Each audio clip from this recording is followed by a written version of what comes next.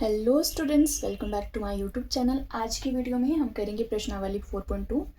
तो उससे पहले हम समीकरण के बारे में पढ़ रहे हैं, तो मैं कुछ बेसिक बता देती हूँ समीकरण के, जिसकी बेस पे एक्सरसाइज है।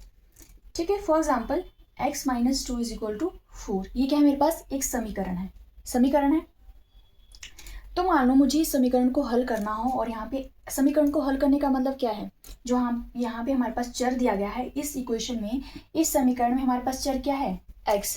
तो समीकरण को हल करने का मतलब है इस चर की वैल्यू हमें निकालनी है, इस चर की वैल्यू निकालनी है।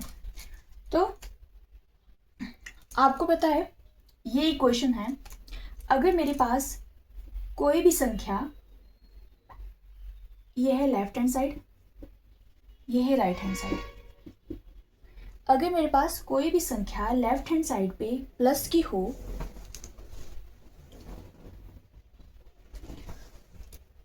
तो वो दूसरी तरफ जाके किसकी बन जाएगी? माइनस की। इक्वल्स के दूसरी तरफ जाके बन जाएगी माइनस की।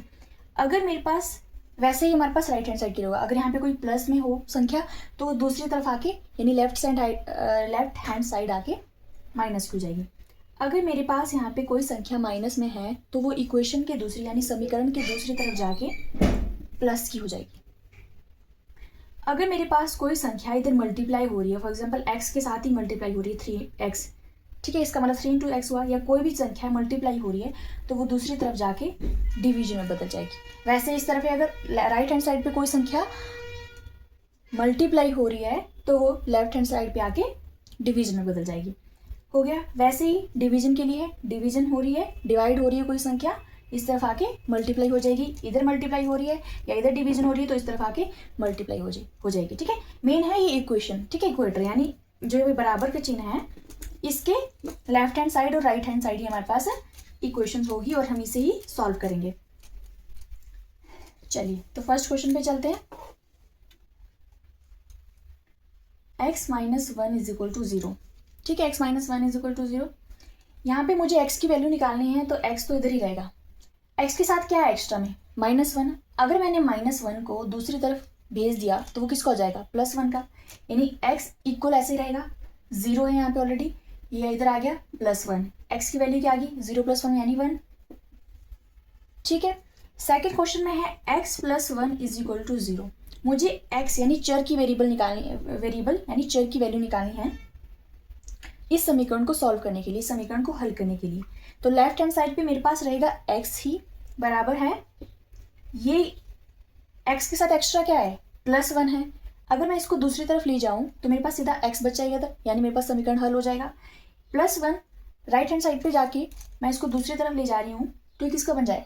-1 का। इधर ऑलरेडी 0 है, -1। x कितना आ गया? -1। 0 - 1 -1 हो गया। आ गया समझ? चलिए थर्ड क्वेश्चन है x minus 1 is equal to 5। इधर x रहेगा इज इक्वल टू 5 इधर है, ये -1 पर जाके +1 बदल जाएगा। 5 + 1 6, x इज इक्वल टू 6 आ गया। वैसे ही फोर्थ पे चलते हैं, x + 6 is equal to 2। x हमारे पास लेफ्ट हैंड साइड पे रहेगा, इसके साथ +6 एक्स्ट्रा है, वो दूसरी तरफ जाके कैसा बन जाएगा? -6 का। x इज इक्वल टू, हाँ बड़ी रकम कौन सी है? -6, यानी चिन्ह तो किसका आएगा? माइनस का आएगा, जो बड़ी रकम के साथ है वही साइन आएगा। अब प्लस माइनस माइनस होता है, 6 में से 2 गया 4, -4 आ गई वैल्यू। फिफ्थ पे चलते हैं, y - 4 इज इक्वल टू -7। इधर y के साथ मुझे समीकरण हल करने के लिए y की वैल्यू निकालनी है। y भी यहाँ पे क्या है? चर है। तो y अगर मुझे इधर रखना है लेफ्ट हैंड साइड पे तो उसके साथ जो भी चीज़ है वो राइट हैंड साइड पे जाएगी। यहाँ पे हमारे पास y के साथ है -4, तो ये दूसरी तरफ जाके +4 बदल जाएगा। -7 यहाँ पे ऑलरेडी है, +4 आ गया। y is equal two plus minus minus होता है तो 7 -4 कितना हो जाएगा? 3। साइन किसका आएगा? बड़ी रकम का साइन आता है। बड़ी रकम हमारे पास 7 है या 4 है? 7 है, तो 7 के साथ माइनस है, y इज इक्वल टू -3 आ गया। वैसे ही चलते हैं 6 पार्ट पे, y - 4 is equal to 4। y हमारे पास रहेगा लेफ्ट हैंड साइड पे, क्योंकि हमें समीकरण हल करना है, इस चर की वैल्यू निकालनी है, y की वैल्यू निकालनी है, इज इक्वल टू 4 हमारे पास ऑलरेडी राइट हैंड साइड पे, ये दूसरी तरफ जाके +4 बन जाएगा, यानी 4 + 4 8 आ गई y की वैल्यू। 7 पार्ट पे चलते हैं, y plus 4 is equal to 4। इस पर क्या होगा, y is equal to 4 plus 4 जाके -4 बन जाएगा, y की वैल्यू आ गई 4 - 4 0। लास्ट पार्ट है y plus 4 is equal to -7। y is equal to -7 already है, प्लस 4 पर जाके क्या बन जाएगा, -4 बन जाएगा। माइनस माइनस क्या होता है, प्लस होता है, यानी प्लस होंगे। 7 और 7 में प्लस 4 कर दिए, कितने होंगे 11। साइन किस का आता है, माइनस का आता है। ठीक है, ये तो पता है ना, प्लस माइनस माइनस। एक बार बता देती हूँ, हमारे पास प्लस प्लस होता है प्लस, माइनस माइनस होता है plus, minus minus plus, plus plus plus. यहाँ पे हमारे पास अगर माइनस माइनस प्लस होता है, बट साइन माइनस का आ जाता है। ठीक है, प्लस करने के बाद minus plus minus plus minus minus. आया समझ। चलिए सेकंड क्वेश्चन पे चलते हैं।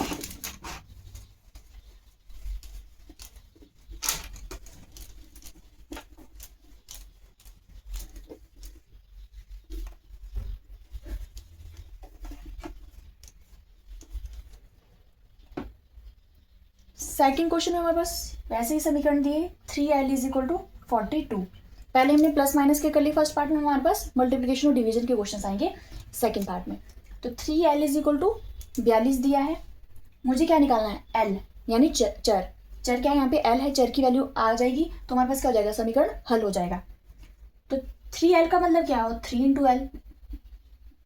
ये 3l है, ये क्या है, इसका मतलब है जो 3 है वो गुणा हो रहा है किसके साथ, l के साथ। यहाँ पे मेरे पास l मुझे निकालना है, तो इसके साथ एक्स्ट्रा क्या है, 3 है। यानी इधर कोई चीज़ अगर मल्टीप्लिकेशन में है तो इक्वल की दूसरी तरफ जाके वो बन जाएगी डिवीजन में, डिवाइड हो जाएगी।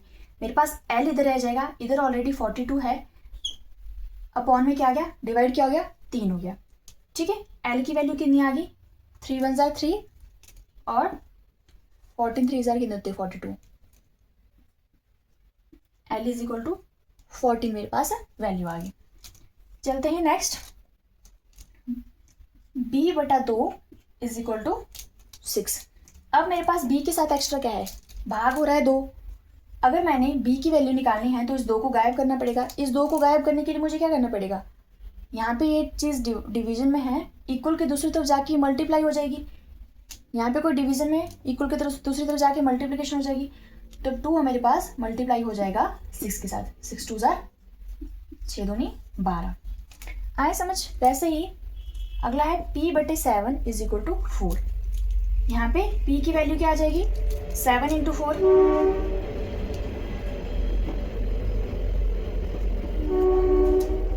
ठीक है, चलिए नेक्स्ट चलते हैं।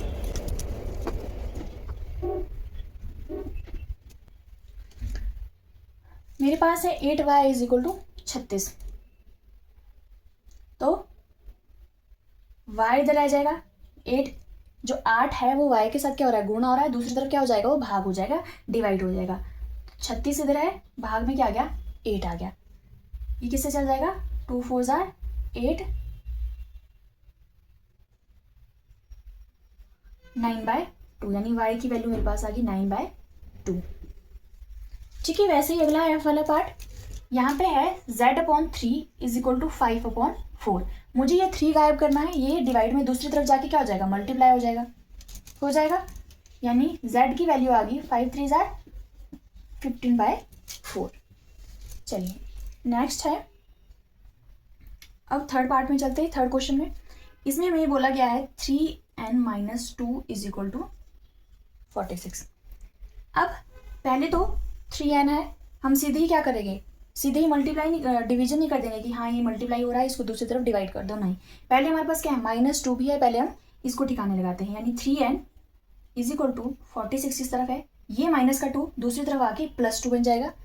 अब मेरे पास आ गई 3n की वैल्यू 46 + 2 48, 48 आ गया। अब मैं कर सकती हूँ इसको, अब मेरे पास यहाँ पे अकेला 3n बचा है, तो n की वैल्यू अगर मुझे निकालनी है तो 48 ऑलरेडी है, 3 पर जाके इधर मल्टीप्लाई हो रहा है, गुणा हो रहा है, तो दूसरी तरफ जाके भाग हो जाएगा। ठीक है, ये आ जाएगा 3 × 1 = 3, 16, यानी n की वैल्यू आ गई 16। ठीक है, वैसे ही अगला पार्ट है, बता देते हैं।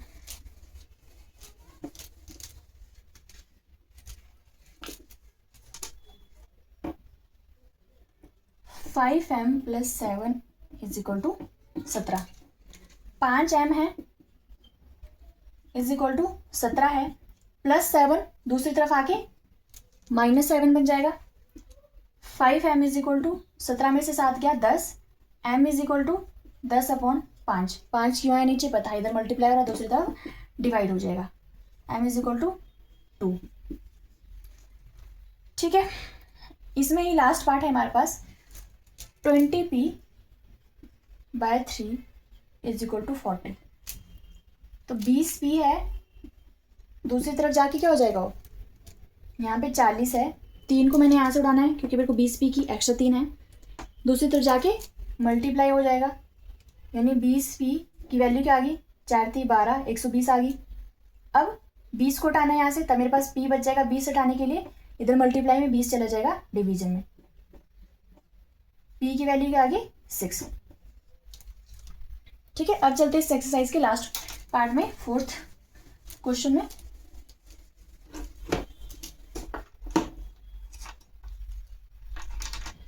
फोर्थ क्वेश्चन में भी यही कहा है कि निम्नलिखित समीकरणों को हल कीजिए। 10p है = 100।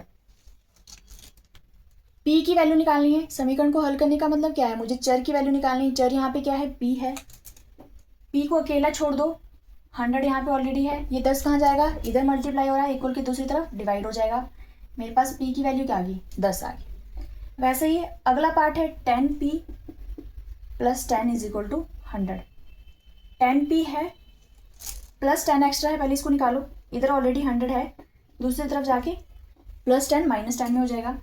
10p = 100 में से 10 गया 90, p बच जाएगा 90/10, यानी p की वैल्यू आ गई 9। ठीक है, अगला चलते हैं p/4 = 5, यानी p की वैल्यू यहाँ से क्या आ गई 5 है, 4 हमारे पास डिवीजन में है, दूसरी तरफ जाके मल्टीप्लाई हो जाएगा 20। आए समझ। अगला है 3p/4 = 6। तो 3p = 6 × 4 दूसरी तरफ मल्टीप्लाई हो जाएगा, 3p = 24। p हमारे पास आ गया 24/3, 3 × 8 = 24 होते हैं, यानी p की वैल्यू आ गई 8। ठीक है, वैसे ही एक और है 3s = -9। s की वैल्यू निकालनी है, s यहाँ पे चर है, तो 3s की वैल्यू क्या आ जाएगी, यहाँ पे -9 है, 3 क्या हो जाएगा, दूसरी तरफ जाके डिवाइड हो जाएगा, 3 × 3 = 3 × 3 = 9, s की वैल्यू आ गई माइनस का साइन नहीं बोलना है, -3। ठीक है, तो इसी के साथ हमारे पास एक्सरसाइज खत्म हो जाती है। इसके बाद मेरे पास इसमें 4th क्वेश्चन के 4 और पार्ट बचे हैं, GIJ के। ठीक है, तो ये पार्ट आपके लिए क्या है, एक्सरसाइज है। समीकरण में कुछ नहीं था इस एक्सरसाइज में, हमें क्या करना था, सिर्फ समीकरणों को हल करना था। समीकरण को हल करने का मतलब होता है जो हमारे पास समीकरण में चर दिया है उसकी वैल्यू निकालनी है।